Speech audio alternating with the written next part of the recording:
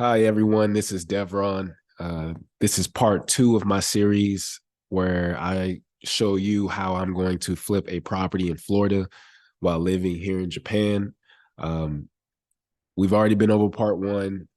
Some things that we covered in part one was going over the HUD, showing exactly what I purchased the property for and some of the closing costs that came with it.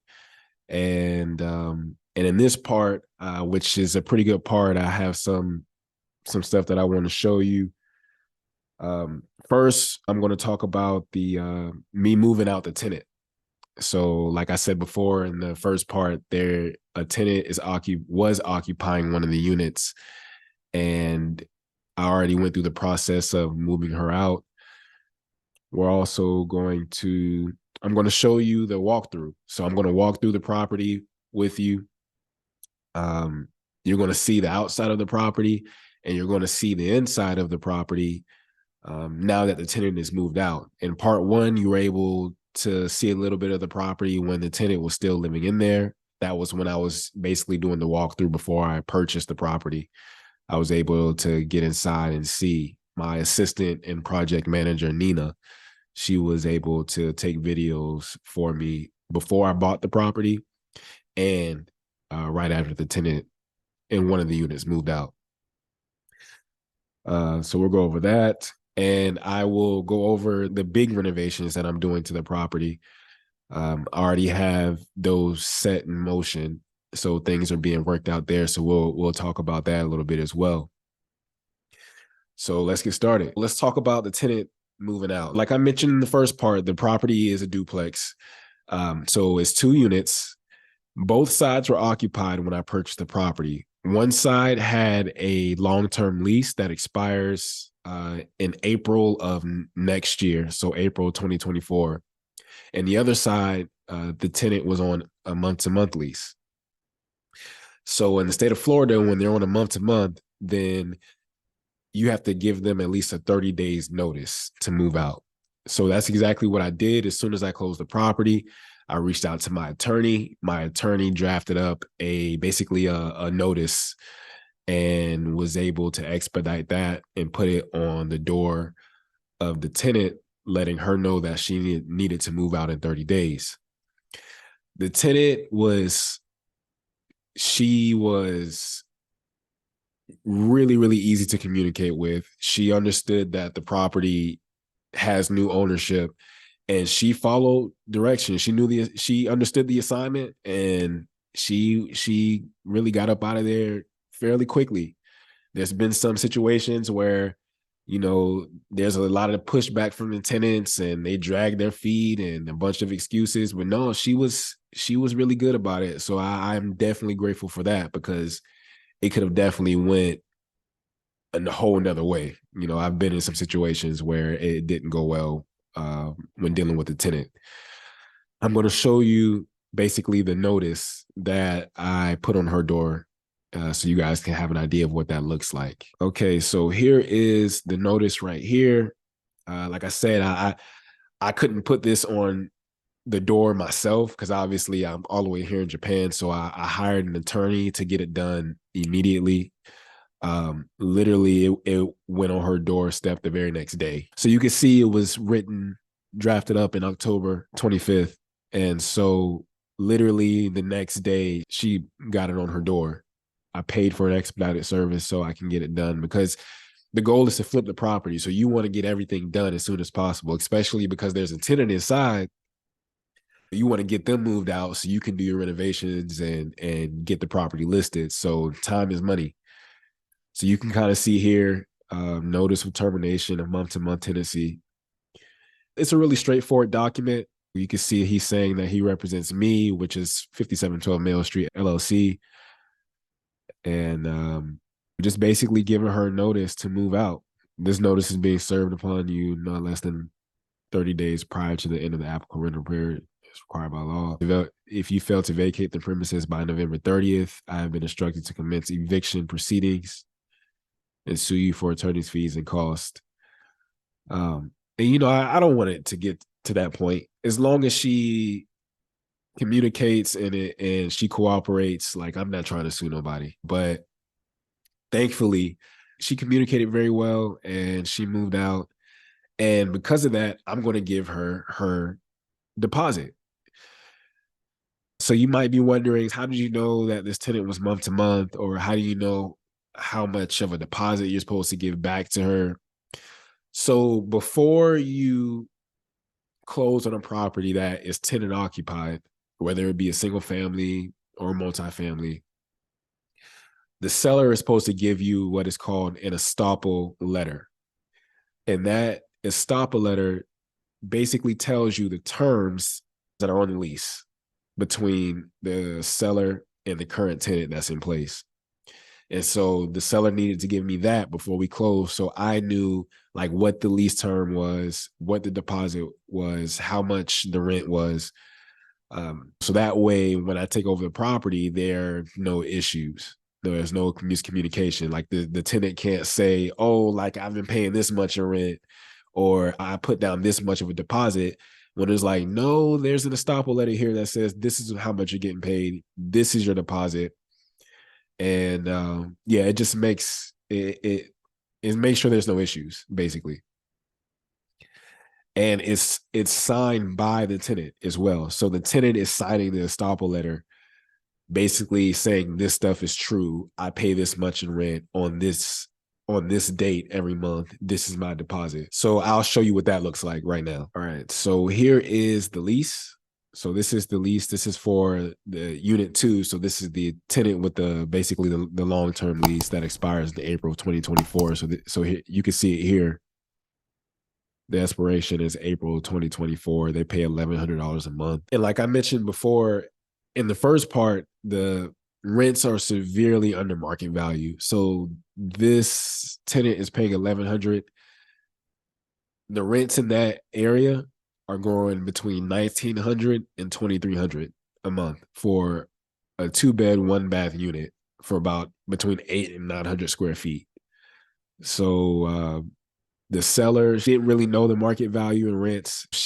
I guess she chose that number. I don't know why she chose that number. I guess she just wasn't cognizant of what market rent was in that area, but they're severely under market, or she didn't want to up the rent on them. Some people, they are scared to increase the rent because they don't want to do a tenant turnover. They make friends with the tenants, which you shouldn't do, but they're severely under market value. So this is the estoppel letter for unit 2, which has the long-term lease. And you see here, that the basic monthly rent is $1,100. The rents are paid on the first day of each month. Next rental due would be on October 1st. You can see they putting out a security deposit of $1,100. And this is for the long-term lease, so unit 2. And you can see that they signed it right here. This is the landlord signature and the tenant signature. All right. And this is the month-to-month tenant, right? So this is their lease. So you can see the lease, it expired in 2022, September of 2022. So she's been on a month-to-month since then. You can see that she's paying $900. And here is the estoppel letter. The basic monthly rent is $900. She pays it on the 20th day of each month, which is kind of weird. I don't know why they have it set up like that. I usually do either the 1st or the 15th. It's easier to keep track of for sure when you do it on the 1st or the 15th. She paid a $900 security deposit. Yeah, and you can see she signed it right there. So the landlord signature and the tenant signature. And basically that's how I was able to know what the tenants are paying and what their deposit is. So that way, when it's time for them to move out, they can't lie and say, I had a $5,000 deposit or I was paying only $600 in rent. So before you close on a rental property and and if it has a tenant, make sure you get an estoppel letter. Okay. So that will keep from opening a can of worms and making you stuck in an awful situation. All right. So just make sure you get an estoppel letter. Make sure you get the current leases. If the seller doesn't have a lease with the tenants, then then you should be getting an estoppel letter. All right. So if there's no lease, then you need an estoppel letter. And I also want to mention the reason why I didn't send unit 2, the people that are on a long-term lease, I didn't send them a notice is because in the state of Florida, and I would think just about everywhere else, you have to honor the lease that's in place, the long-term lease that's in place. Okay. So they're there until April 2024. And the only way I can get them out or evict them is if they breach the lease. So if they don't pay rent, I have the right to do an eviction. So the month to month, I can send a 30-day notice, which I sent her the 30-day notice. She was a pleasure to work with. She understood that new ownership was being taken over and she cooperated. All right, so now I'm going to show you what the property looks like on the outside and what the property looks like on the inside now that the tenant has moved out. Hi, I'm Deborah. And I'm Courtney. And we want to buy your house. We're the husband and wife team that buys houses for cash. We buy inherited houses, bad tenant houses, behind in payment houses, and even land, multifamily, and small apartment buildings. We love to buy fixer-upper houses that need thousands of repairs. Or houses in perfect condition that you need to sell fast. Plus, pay no commissions or fees. It's that easy. Call Homevine for a fair cash offer. Call 877-721-SELL. That's 877-721-SELL. All right, so here's the property. I'll first want to start out by pointing out these two here electric meters. All right, so this is what makes the property so much more valuable. It's because each unit has their own electric meter. They also have their own water meter as well. When a duplex or triplex, fourplex, any multifamily, if each unit has their own electric and water meter, that is so valuable. And the reason being is because that means that the tenant is responsible for the utilities. The tenant is responsible for the electric bill. The tenant is responsible for the water bill. And as a landlord, that's not your responsibility. It actually increases your NOI because you're not paying utilities. It's the tenant's responsibility. Now, if the unit shared an electric meter or the unit shared a water meter, then as a landlord, you would either have to put the utilities in your name and do a bill back. So that means that the landlord will pay the utility and then will bill it back to the tenant saying like, hey, this is how much the utilities are. I've already paid it. Now you owe me this much. Or the landlord, in most cases, what most landlords do, they just already include the utilities in the rent. That works. They both work. It's just more to keep up with. If the utilities are already included in the rent, that doesn't mean that the utilities are going to be the same every time. The tenant could use a whole lot of water 1 month. And even though it's included in the rent, you're still out of pocket as a landlord. So it's best anytime you come across a multifamily property, always ask, okay, are they separately metered? Or do they share any meters? If they share a meter, then just make sure you incorporate that into your underwriting. Okay. Just make sure you budget for that. So that way your numbers make sense when doing a property. So I just wanted to point that out. You got 2 electric meters here, and there are also 2 water meters. The water meters are normally located on the sidewalk, so you can't really see it here, but you could definitely see the 2 electric meters. So I wanted to point that out. But here's the property right here. As you can see, it's dirty. Needs a pressure washing. Needs a really, really good pressure washing. You can see that it's yellow. I'm definitely going to repaint the entire property. I'm going to repaint it white. You really want to stick with a neutral color too when you're flipping houses. You don't want to do some outlandish color. It just doesn't make sense to do that. You want to stick with a neutral color that everyone can agree with. No one's going to not buy a house or a rental property because it's white.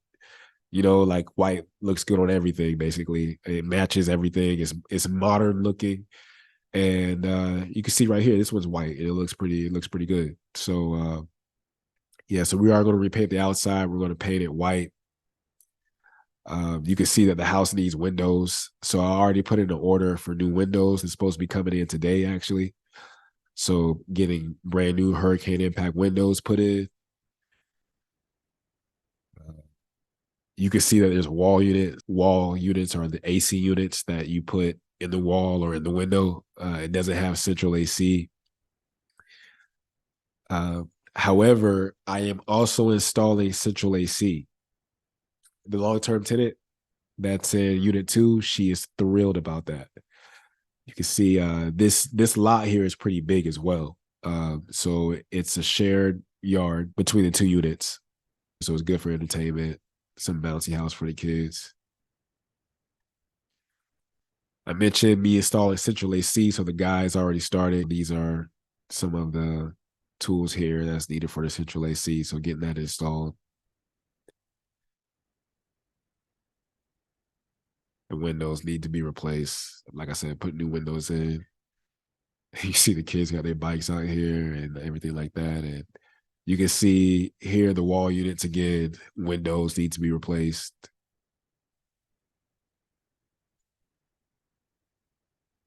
And shout out to Nina for taking this video too. Like I said, she's my assistant and project manager. I'm here in Japan, so I can't obviously be there to take videos and do walkthroughs. So she was able to get to do the walkthrough before I bought the property, like I mentioned, and she's doing the walkthrough for me now. Yeah. So what I like about this is wait, hold up. Yeah, I just noticed that. What is that? A baby? Yo, look at my guy. All right, my man just chilling. Look at the baby. So I wonder if he's the one paying rent. Look at the baby. Anyway, all right. So what I want to mention about this, what I like most about this property, one of the things I like most about this property is that there's a divider here. Miami, Fort Lauderdale. Most multifamily properties have like a shared patio space. But this one is unique because it has this divider here. The tenant is going to be able to have their own patio with privacy. You don't see that a lot, especially in Fort Lauderdale and Miami. So I think this is great here. I love this part of about the property. This door here is where the washer and dryer goes. So you could put a standing washer and dryer there. But I love this about this property because the tenants are going to like that as well. So when you're renting this out, the tenant's going to see that they have privacy on their patio, which is awesome. And this divider allows that. And you don't see that a lot. My man, chilling. All right. And this is the side where the tenant moved out. As you can see, we got to replace the door here. But this is, yeah, we got to do a lot of pressure washing. It's dirty, but this is the side where the month-to-month tenant was. And yeah, that's basically the outside of the property. Yeah, so we're going to do brand new windows, hurricane impact windows, central AC installation, repaint the whole outside. Going to get this definitely cleaned up. Going to ask them to move this stuff out the way so when the appraiser comes, it appraises it. But yeah, large backyard, large lot. And yeah, so that's basically the outside of the property there. Now let's go to the inside, see what it looks like now that the tenant moved out. All right, so here's the inside. This is starting from the front door. You can see that the floor is pretty dirty. Needs some new blinds. I'm also getting blinds installed in all the windows. You got like this old, like, wow, the floor's dirty. She got this old, like, popcorn ceiling looking thing, which I'm going to get rid of and paint. Going to repaint all the walls. Going to paint them white. Just you want that modern. You want like a modern neutral look that appeals to everybody. Okay, and whoever decides to buy it, they can do whatever they want with it. But you want that neutral color. These wow. So I'm getting these cabinets, I'm ripping all these out and I'm putting in new cabinets. As you can see, they're like broken and dingy and wet and nasty. So ripping that out. It has a pretty decent sized living room there, as you can see. Um, I want to say it's like a between 800 and 900 square feet. Um, so that's basically the living room and kitchen, right? So this is coming out one of the bedrooms. You see, that's like a linen closet. That's more than likely where the AC unit is going to go right there. Um, It's one of the rooms here. You see, just the floor is dirty. It needs walls need to be repainted. Baseboards need to be redone, replaced. I should say, you need to install closet doors. It's not even closet doors on this thing.